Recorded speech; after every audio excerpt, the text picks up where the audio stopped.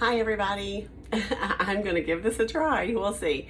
I'm gonna try to show you one of my oldest recipes that my mom made my whole life. It has got a very basic name. It's called cheese and pasta, and it is a family favorite.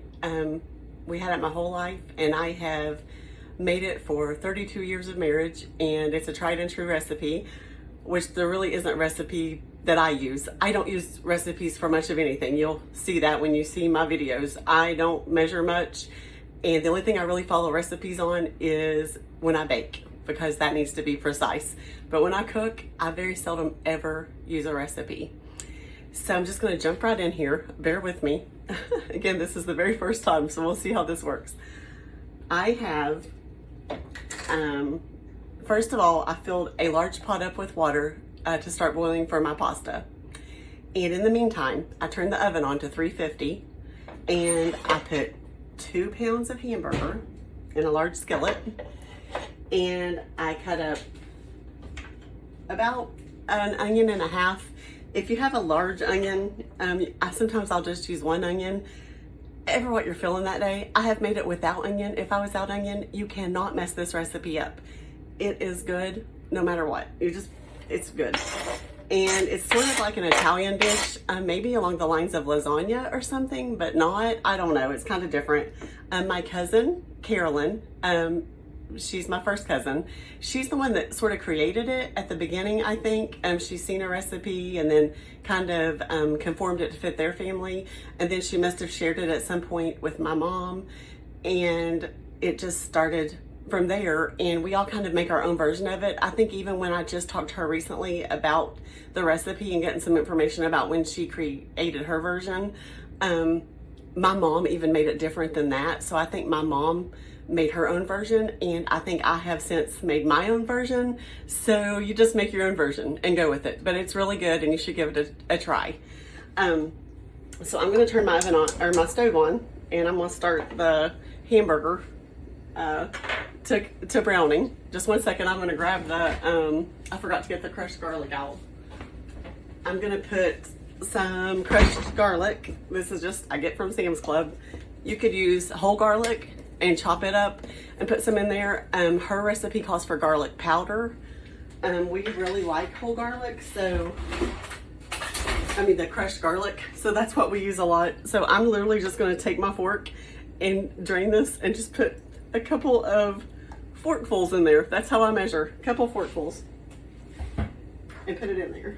So, and then I am gonna put some salt and pepper. I know you can't really see my hamburger where I'm sitting. I guess I could move it. Let's see. I could move it over here until I get done, and move my water over here. I told you I'll get the hang of this in a minute. It's really hard to get your camera where you can see everything and me. So we're gonna put pepper and salt, and I literally just eyeball it. Again, I don't measure anything, and I'm just gonna sprinkle some salt in there. And I should have got a lid. I hope this isn't an ugly sight here. I'm gonna do it sideways. And you see I have a true and trusty old lid that I've used for years, and it's one of my favorites, so I'm just gonna keep using it. I'm gonna put that on top of the hamburger for a minute until it starts browning. And then I'm gonna take and use my chopper on it to get it nice and chopped. And so I have the oven on to 350. I got my water started to boiling for my pasta, and I'm getting ready to start the sauce. So I'm gonna let that, I'm gonna let the sauce cook, and I'm gonna turn this off for a minute, and I'll be back when I get ready to prepare the sauce. If I can remember how to do this, I have a remote. I'm gonna hop back on for just a minute. I did get out 2 aluminum pans. I just get them at Sam's Club. I sometimes put it in a nice casserole dish, but these pans are just too easy, and as I get older, I just use them a lot. And I like to make 2 pans of this because sometimes I'll share it with the kids, or it's honestly better the next day than it is today. It'll be better tomorrow. The more it sits in the fridge, like for a day or 2, it is just so much better. And it heats up really well.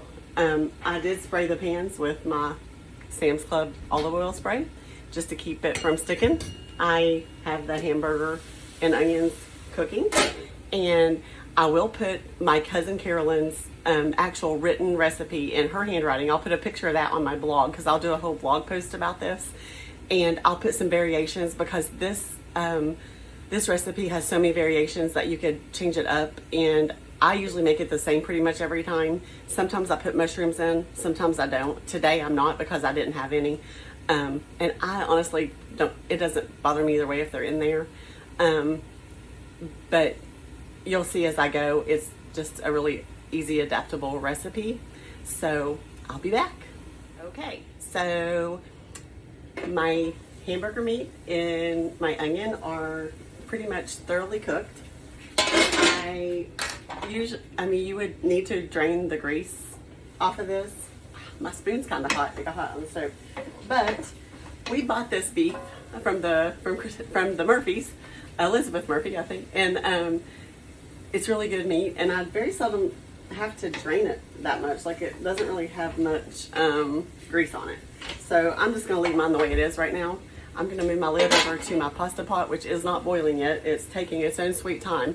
My mom always said a watch pot never boils. I don't know if that's true, but it seems to be today. But so I recently started using Rayo's. It's a little bit expensive, but it's so worth it if you've never bought it. We just love it. It's Rayo's homemade marinara. And you can use Ragu, you can use Prego. Before I ever found Rayo's, I used Prego because it was my favorite, and it really doesn't matter. Like I said, you can't mess it up, but recently I've been using Rayo's and I really like it. So I'm literally just going to dump the Rayo's right on it. I'm going to go over here and fill this up with a little bit. Oh, sorry, Chloe was in my way. I kicked a dog. Sorry, Chloe. I'm just going to put some water in it and shake it up. I just put like that much water just to get the rest of the sauce out. It's too expensive to waste it. Have you been to the grocery store lately? It's crazy. I was there today, bought like less than 20 items, over $100. I'm keeping Hadley today, which is one of my grandchildren. She'll be going to kindergarten this year. And I had this whole area fixed up in the basement for her. I was going to craft down there today, and I made her this little area with the kitchen and the food, the kid food, and the a little desk to color. And no longer than we were down there, she was like, I'm bored. And I felt bad because I had my back to her doing the craft. So I said, you know what? Let's go to the Dollar Tree. And she said, okay. And I said, we got to go to Kroger too. And she said, okay. So we went to 2 Dollar Trees, and she had a blast. I let her buy whatever she wanted. I mean, it's $1.25. And she bought all kinds of Halloween stuff, and she's in the living room right now looking at it all, and she just loves it. And we've had a good day, so it was okay. We just let the crafts go today. And I dumped, I guess, back to what I'm doing. I got sidetracked. I do that a lot too. So I put the marinara sauce in there. I'm going to stir it up.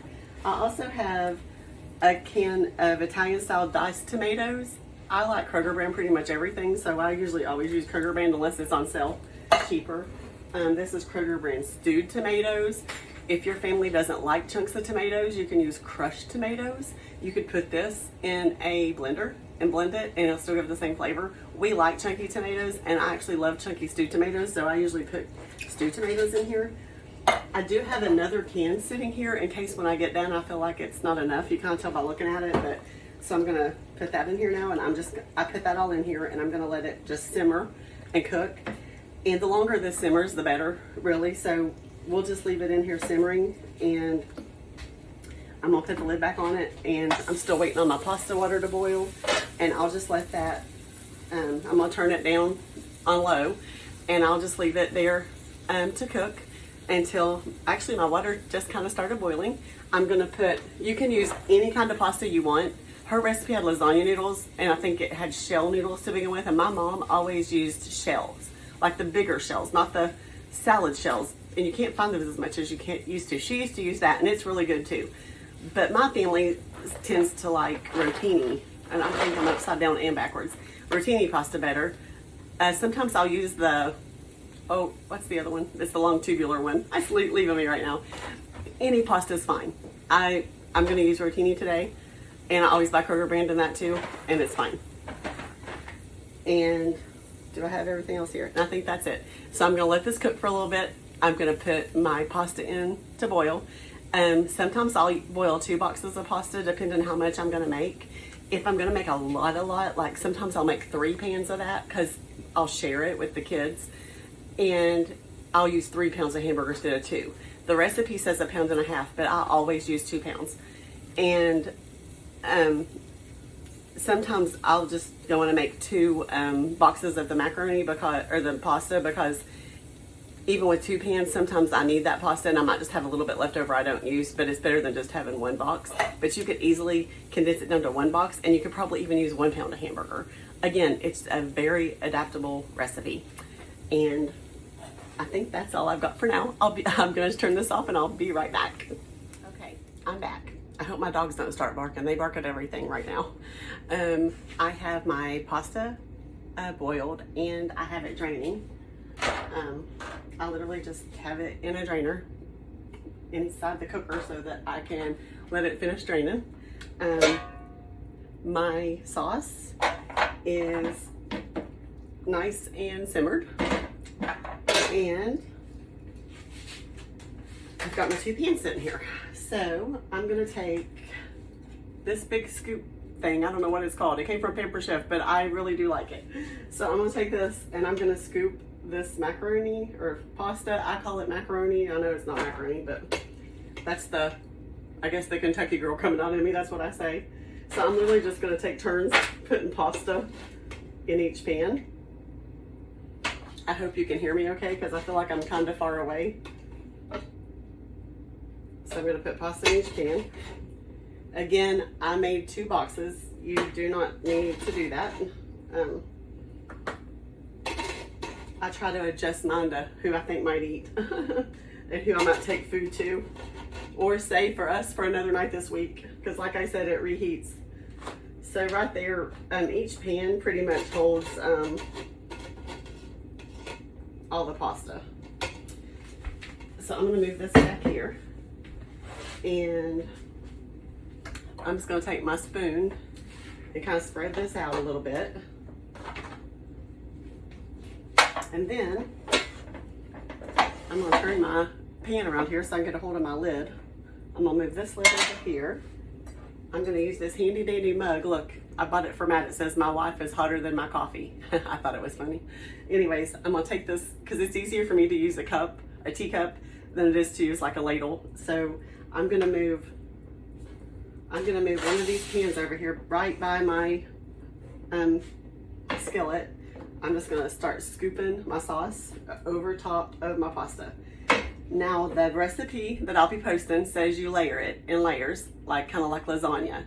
My mom never did that my whole life, and I've never done that. I'm sure that it would be fine. We just never did it that way. So it's just the way, I guess, I just do what my mom did. That's all I ever did. So I'm gonna just spoon the sauce kind of evenly, the best I can, over top of both pans. And if you don't, it's really messy to pour it out. Ask me how I know. It'll splash everywhere, and I'll be wiping tomato sauce off of everything in my kitchen. And I don't want to do that today. So I'm going to turn this burner off. I guess that'd be a good idea.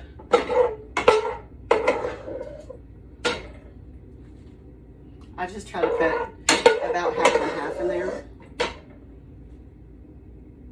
Sometimes it's probably the Kentucky in me, and my mom, she put butter and sugar and everything. Sometimes if my sauce is a little bit bitter, depending on what sauce I use with Rayo's, I don't seem to have to. But some other sauces, I'll have to sprinkle a little bit of sugar in there, and it really does make a difference. So if you have a sauce that seems kind of bitter, just sprinkle you some sugar in, not too much, and it will help. I'm gonna set this here, and I'm literally gonna take this and pour the part of it here and part of it here. That pan's hot. I'm gonna take my spoon and I'm gonna spread that out. I'll move this out of the way, maybe you can see better.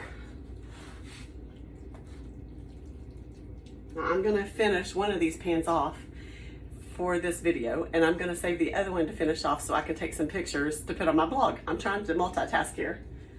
So I'm gonna put this here. and spread out the sauce on top of the pasta.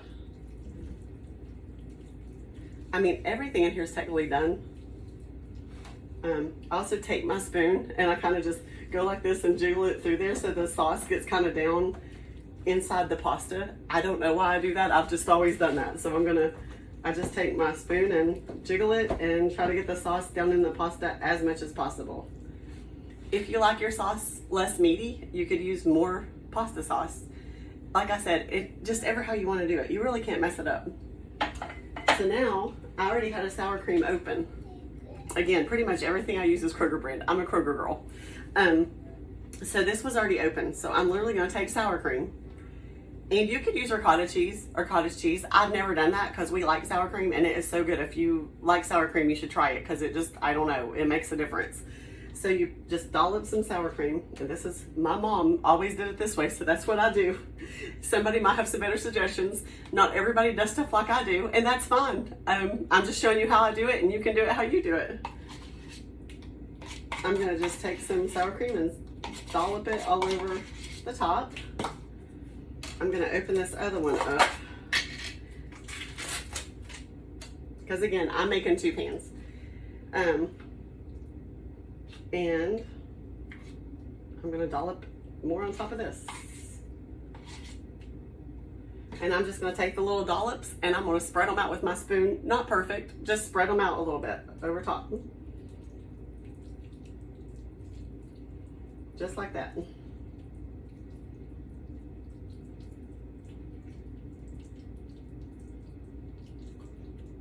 It definitely is not perfect. And I have just a little bit left, and I think this one had less, so I'm going to put the rest of it in this one just because no sense in it going to waste, and I'm not going to put it back in the fridge. So, and we really like the sour cream part, so there we go. So I got that in there. And I don't think I need this yet. So now I have got Kroger brand provolone cheese in slices. Again, you don't have to do that this way. You could use any cheese you want. This is how my mom did it, and I want to be just like my mom, so that's what I do. So I literally just take this cheese and place it all over the top. Just like that. And I had 2 packages, and my husband loves melted cheese. He would rather eat the cheese and the sauce than the pasta part, so I probably put too much cheese. And by the way, nothing I make is healthy. Most of the time it's not. I just try to watch my portions in general, and we live, you know, it is what it is.